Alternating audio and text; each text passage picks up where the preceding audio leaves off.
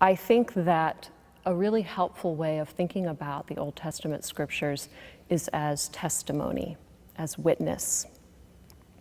I think there cannot be any healing from the wounds of war and the terrors and horrors of war until we speak them as individuals and as a community, and no healing until we hear them.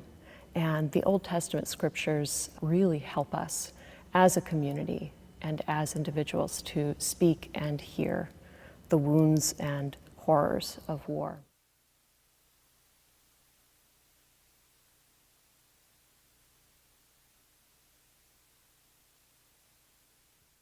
To heal these wounds requires that they be acknowledged in a space that is safe and supportive. They must not be denied, and they must not be rushed past.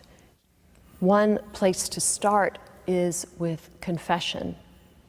So a very important part of giving testimony is making space for confession, for the individual and for the community. There are wonderful penitential psalms in the Psalter that give a script for confession when it is too hard to make up the words. We have the stories of David in the books of Samuel and Kings. We see in David a leader in the community who is also a warrior, who is also a sinner. We're told in Chronicles that he has blood on his hands.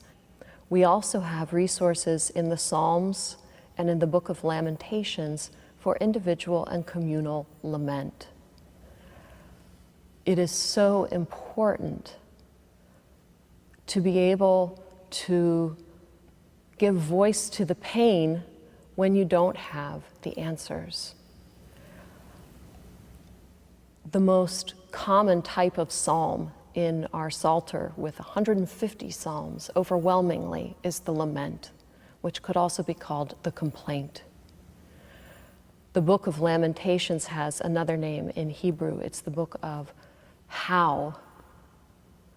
How did all this happen? How did I experience this? How do I hold this? These prayers, these songs, let the individual and the community give voice to those questions.